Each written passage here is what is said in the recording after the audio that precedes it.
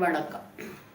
இன்னைக்கு நம்ம என்ன பார்க்க போகிறோம் பார்த்தீங்கன்னா, இந்த தெய்வ வழிபாட்டில் நமக்கு நைவேத்தியம் அப்படிங்கிறது ஒரு அங்கம். நைவேத்தியம்ங்கிறது ஒரு அங்கம். இது கோவில்களில் தினப்படி நடக்கக்கூடியது. அது மாதிரி விரதம்ங்கிறது ஒன்று. 48 நாள் ஐயப்பன் கோவிலுக்கு மாலை போட்டு விரதம் இருக்கிறவங்க போகிறவங்க, அப்புறம் விசாகம் இந்த மாதிரி சஷ்டி இதுக்கெல்லாம் விரதம் இருந்து போகிறவங்க, இதெல்லாமே ஒரு வழிபாட்டு முறை தான். அப்போ இது சாப்பிடாம ஒரு பொழுது இருக்கிறது அப்படிங்கிறதெல்லாம் உண்டு.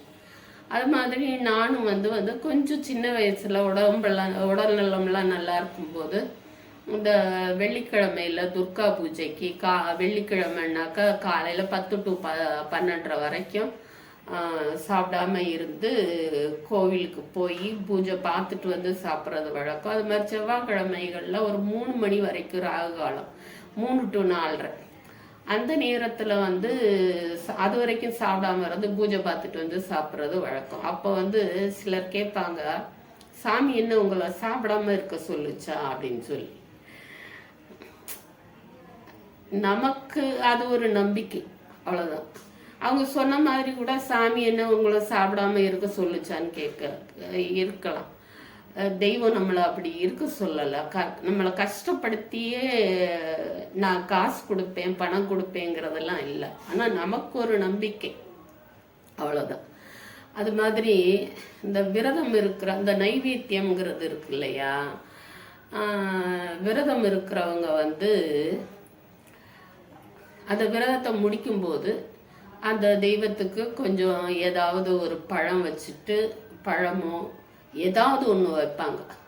முடிஞ்சவங்க பொங்கல் வச்சு, சர்க்கரை பொங்கல் வச்சு சுவாமிக்கு நைவேத்தியம் பண்ணிட்டு அப்புறமா சாப்பிடுவாங்க. ஒரு பழம் வைப்பாங்க, ஏதாவது செய்வாங்க. இதை சொல்லும்போது எனக்கு ஒரு ஞாபகம் வருது. நான் பக்கத்தில் ஒரு ஊருக்கு கோவிலுக்கு போனேன். அது வரைக்கும் போனதில்லை. அந்த ஊருக்கு நான் போனதே இல்லை. துணிஞ்சு அது எங்கே இருக்குது என்னன்னு கேட்டுட்டு பஸ் ஏறி அந்த கோவிலுக்கு போயிட்டேன். நான் போகிற நேரம் ரொம்ப லேட்டு. ஆனால் நட சாத்தலை. ஆனால் கோவில் உள்ளக்க சுவாமி சன்னதி சாத்தி இருந்துச்சு. எனக்கு பக்குன்னு ஆயிடுச்சு. இல்லை அர்ச்சகர்கள்லாம் போயிருக்கிறாங்க, வந்துருவாங்கன்னு சொன்னாங்க ஒரு சிலர்.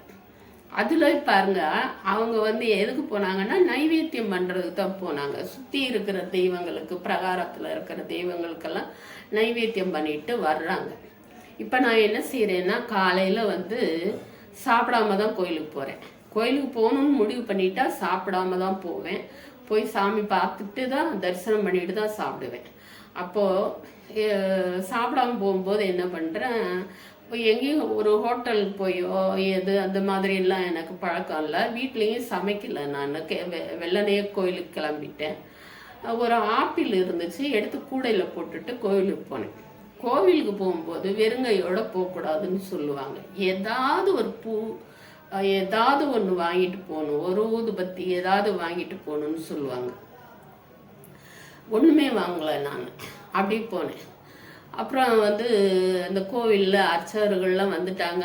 அந்த சுவாமி சன்னதியை திறந்து சாமிக்கு பூஜை செய்ய ரெடியாகிறாங்க. அப்போ பூஜையெல்லாம் முடிஞ்சிருச்சு, நைவேத்தியெல்லாம் முடிஞ்சுதான் அவங்க சுற்றி எல்லா தெய்வங்களுக்கும் நைவேத்தியம் பண்ண போயிருந்தாங்க. அப்போது நான் நிற்கிறேன்னு சொல்லிட்டு தீபாராதனை காமிக்க போகும்போது எனக்கு ஒரு திடீர்னு ஒரு எண்ணம் வந்துச்சு, வெறுங்கையோடு வந்திருக்கமேன்னு சொல்லிட்டு டக்குன்னு என்ன பண்ணு, இந்த ஆப்பிளை எடுத்து இதை சாமிக்கு வச்சுட்டு பூஜை பண்ணுங்களேன் அப்படின்னு சொன்னேன். அவங்க ஒருத்தர் பார்த்துக்கிட்டாங்க.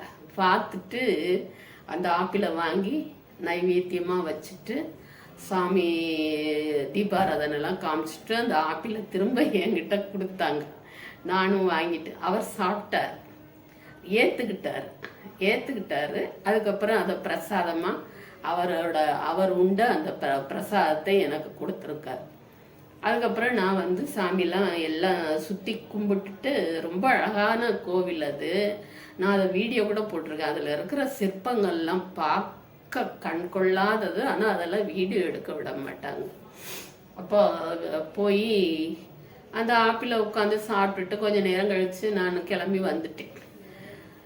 நான் சிவனேன்னு இப்போ இதை பார்த்துட்டு வந்திருக்கலாம், தீபாராதனை பார்த்துட்டு. ஆனால் வந்து அவருக்குன்னு நம்ம எதுவுமே எடுத்துகிட்டே வரலையே அப்படின்னு சொல்கிற ஒரு இதில் அந்த ஆப்பிளை எடுத்து கொடுத்துட்டேன். அது எனக்காக கொண்டாந்தது. அந்த ஒரு எண்ணம் கூட எனக்கு வரல. நமக்கு அப்படின்னு சொல்லிட்டு அதை சாமிக்கு கொடுக்கறதா அப்படின்னு சொல்லி அதை வரல எனக்கு.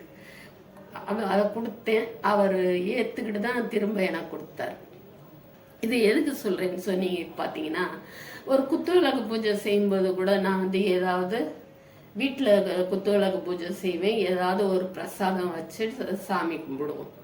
நம்மளால் முடிஞ்சது சர்க்கரை பொங்கல் செஞ்சு வைப்பாங்க, சிலர் என்ன வேணாலும் எது வேணாலும் வைப்பாங்க, ஏற்றுக்குவாங்க தெய்வங்கள். அப்போது எதுக்கு சொல்கிறேன்னா, நாங்கள் இருந்த இடத்துல ஒரு அம்மா இருந்தாங்க. நல்லா காலையில் எழுந்திரிச்சதும் குளிச்சுட்டு நல்லா மஞ்சள் பூசி பெரிய பொட்டு வச்சு தழைய சேலை கட்டி நல்லா வந்து கோவில்களில் வந்து அந்த பொங்கல் வைக்கிறது அந்த மாதிரி எல்லாமே செய்வாங்க. முக்கியமாக மூதாதையருக்கு படையல் போடுறது இதெல்லாமே செய்வாங்க. அவங்க கேட்ட ஒரு கேள்வி வந்து என்னை வந்து ரொம்ப யோசனை பண்ண வச்சிச்சு. நம்ம வந்து வீட்டில் வந்து சாமி டெய்லி அன்றாடம் நம்மளால் முடிஞ்சால் ஒரு வாழைப்பழம் வைக்கலாம்.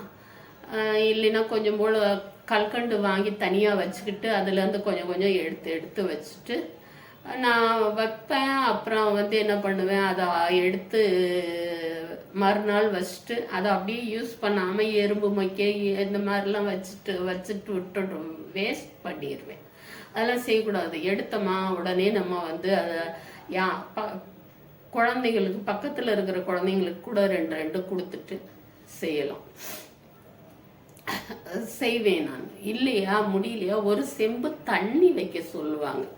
செம்புனாக்கா நம்ம வீட்டில் வந்து சாமிக்கு புழங்குற பாத்திரம் இருக்கும் இல்லையா, அதில் வந்து ஒரு பாத்திரம் தண்ணி வச்சிடும், பச்சை தண்ணியாவது வச்சிடும். நிறை குடத்துக்கு தண்ணி வைக்கணும். நம்ம புழங்கின தண்ணியை வைக்கக்கூடாது. நம்ம அள்ளி சமையலுக்கு உபயோகப்படுத்தினதை வைக்கக்கூடாது. அப்படி அந்த ஒரு தண்ணியாவது வைக்கணும். நம்ம 3 வேளை முட்டை திங்கிறோம் இல்லையா, அதுக்கு சாமிக்கு ஒரு செம்பு தண்ணி வைக்கிறது கூட இல்லைனாக்கா அப்புறம் நான் என்ன இருக்குது. அப்போது ஒரு நாள் வெள்ளிக்கிழமை நான் வந்து அந்த வெள்ளி செவ்வாய்க்கு வந்து பழங்கள் வைப்பேன். பையன்கிட்ட சொல்லி வாழைப்பழம் வாங்கிட்டு வர சொன்னேன். எதுக்கு இந்நேரம் வாழைப்பழம், சாயந்தரம், அது வெள்ளிக்கிழமை சாயந்தரம் வாழைப்பழம் அப்படின்னு கேட்டாங்க அந்த அம்மா. சாமிக்குமா அப்படின்னு சொன்னேன். சாமிக்கா? என்ன சாமிக்கு அப்படின்னு. சாமிக்கு வச்சுட்டு விளக்கேற்றி பூஜை செய்வோம் இல்லையா, விளக்கேற்றி ஊதுபத்தி காமிச்சு சூடம் காமிப்போம் இல்லையா, அப்போ அந்த பழம் வைப்போம் இல்லையா அப்படின்னு சொன்னேன். அப்போ அவங்க கேட்டாங்க, சாமி என்னது பழத்தை சாப்பிடுமா அப்படின்னு கேட்டாங்க. சாமி அது அவங்க கேட்ட தோரணையே வேற மாதிரி இருந்துச்சு. சாமி வந்து சாப்பிடுதா அந்த பழத்தை அப்படின்னு கேட்டாங்க. அவங்க கேட்டது எனக்கு அப்போ அவங்க என்ன நம்பிக்கையில் இந்த மூதாதையருக்கு படையல் போடுறாங்க, கோவிலில் போய் பொங்கல் வைக்கிறாங்க, இன்னும் பல விஷயங்களை செய்கிறாங்கங்கிறது எனக்கு புரியவே இல்லை. நிறைய இந்த மாதிரி தெரியாமல் சொல்கிறவங்க இருக்க தான் செய்கிறாங்க. சாமி என்ன சாப்பிடுமா அப்படின்னு கேட்டால் அப்போ என்ன அர்த்தம்? அது வெறும் சிலை, அது வெறும் படம், அது வந்து எதுவும் செய்யாது, அசையாது, செய்யாது அப்படிங்கிறது தான் அவங்களுடைய ஒரு கண்ணோட்டமாக இருந்திருக்கு. ஏதோ நம்ம வந்து செய்கிறோம், ஒரு பொங்கல் வைக்கிறோம், அந்த மாதிரி தான் இருந்திருக்கே தவிர நம்ம கேட்டதை அது கொடுக்கணும், அவ்வளோதான். அந்த மாதிரி தான் இருந்திருக்கே தவிர நம்ம கொடுக்குற நைவேத்தியத்தை அது இந்த தெய்வம் ஏற்றுக்கிட்டு அதுக்கப்புறம் அதை நம்ம சாப்பிட்றோம். அது குறையாம நமக்கு கொடுத்துருது, நம்ம சாப்பிட்றோம் அப்படின்னா அது சாப்பிடலைன்னு அர்த்தம் அப்படின்னு அவங்களுக்கு ஒரு எண்ணம். சாமி சாப்பிடல. அள்ளி சாப்பிட்றத பார்த்தாதான் அவங்களுக்கு அது இது. அந்த சாமிக்கு வச்சது வந்து வெறும் சாதம்னு சொல்லுவாங்க. தெய்வத்துக்கு படைச்சா அது பிரசாதம்னு சொல்லுவாங்க. அதில் கூடுதலாக ஒரு சுவை இருக்க தான் செய்யும். நீங்கள் ஒரு நல்ல நாள் இந்த மாதிரி நாட்களில் வந்து தினம் சமைக்கிறதையே நல்ல நாள் இந்த மாதிரி நாட்களில் சமைச்சு ஒரு இலையை போட்டு சாமி கும்பிட்டு அவருக்கு படைச்சிட்டு அதுக்கப்புறம் நீங்கள் சாப்பிட்டு பாருங்க. அந்த இலை போட்டு சாப்பிட்டு பாருங்க. கூடுதலாக சாப்பிடுவோமா இல்லையா? அன்னைக்குன்னு ஒரு பிடி அதிகமாக சாப்பிடுவோம். டெய்லி சாப்பிட தான் செய்கிறோம், சாப்பிடாம இல்லை. ஆனால் அன்னைக்குன்னு ஒரு பிடி அதிகமாக சாப்பிடுவோம். இந்த கேள்விக்கு எனக்கு இன்னைக்கு வரைக்கும் விடை கிடைக்கவே இல்லை. சாமி என்ன சாப்பிடுமா அந்த பழத்தை அப்படின்னு சொல்லிட்டு அவங்க ஒரு மாதிரி எண்ணெயை இளக்காரமாக கேட்டாங்க. புரியவே இல்லை. உங்களுக்கு புரியுதா? புரிஞ்சா சொல்லுங்க. நீங்க நைவேத்தியம் பண்ணுவீங்களா? உங்களை யாராவது இந்த மாதிரி கேட்டிருக்கிறாங்களா? கொஞ்சம் வந்து கமெண்ட்ல சொல்லுங்க. கொஞ்சம் சப்போர்ட் பண்ணுங்க. இந்த வீடியோவை பார்த்ததுக்கு நன்றி. ரொம்ப வளவளன்னு இருந்திருக்கேன். அடுத்த வீடியோவில் பார்க்கலாம்.